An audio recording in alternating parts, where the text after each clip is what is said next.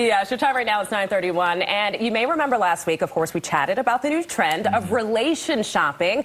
This is where singles look for love similar to how they'd shop for a new pair of shoes, constantly scrolling and swiping on profiles. My goodness, I'm so nervous to even talk about this because we both have been there. We all have been there. Me and you have just been talking about this all day.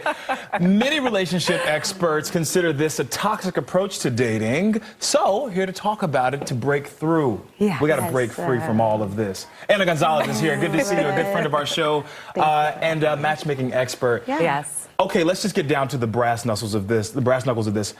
Is this anything different than serial dating? I think there's a difference because when you're relationship shopping, there's a goal, right? You're kind of looking for something specifically versus something like serial where you're just doing it maybe to spend some time or your free time. So relationship shopping definitely is something that when you're online, you're kind of filtering by height, location, any specific things that you're looking for, but you're also limiting yourself from a potential pool of people that you might be compatible with. Talk about some of the pros and cons with that. Obviously, the cons, you could be missing out on someone really great. And then the pros, you just give yourself a few more options, especially when you feel like you haven't had much luck. Yeah, I think a positive side is that you're getting yourself out there, you're meeting new people, and you possibly could, you know, find out what you're looking for and what's not working for you. And then when you're done with the relationship shopping, you can start dating with intention is, okay, this is what I'm looking for and this is what's not working for me. Okay, I want to talk about mindfulness a little bit, but before we do that, I want to talk about, you say this thing about spark, right? We often don't find the spark on first dates. But if you do find the spark, you kind of seize on it. But if you don't find it, that doesn't mean stop there, right? Correct. When in doubt, go out, right? When in doubt, go out? Yes. So do more dating?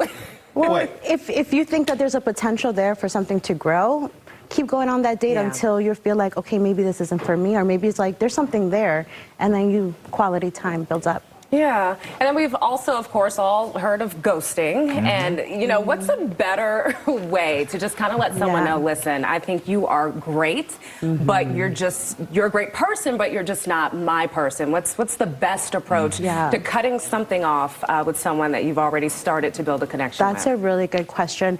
And I think just being honest with that person, letting them know, hey, I had a really good time. I enjoy the conversation, but I'm looking for a different connection.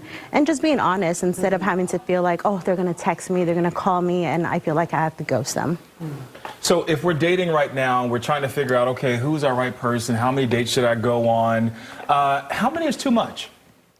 I think having some options and seeing what works, if you're not exclusive, of course, going on a couple of dates, but sometimes dating can feel overwhelming. So if a couple is okay with you, but if you can just go one at a time and what's best for you, then do that. Okay, I have $1 million question because this can oftentimes lead to a debate, right? Yes. So first dates, I know you've had some experience with this. You take whoever it is for a guy. I'm on the other side of things when I was single, to dinner. And then others feel like maybe a nice coffee date or just kind of taking a slower approach or just something more casual up front.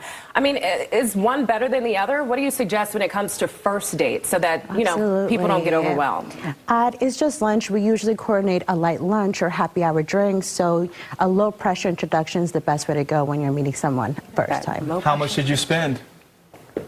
I think, you know, having a drink and an appetizer is okay, and then walking away and saying, okay, maybe next time we could do lunch or maybe a dinner. So in D.C., anywhere from $50 to $100 basically is what she's saying. A drink alone would cost you like $20. Yeah, I'm like $5 and under. I'm just kidding. I'm playing.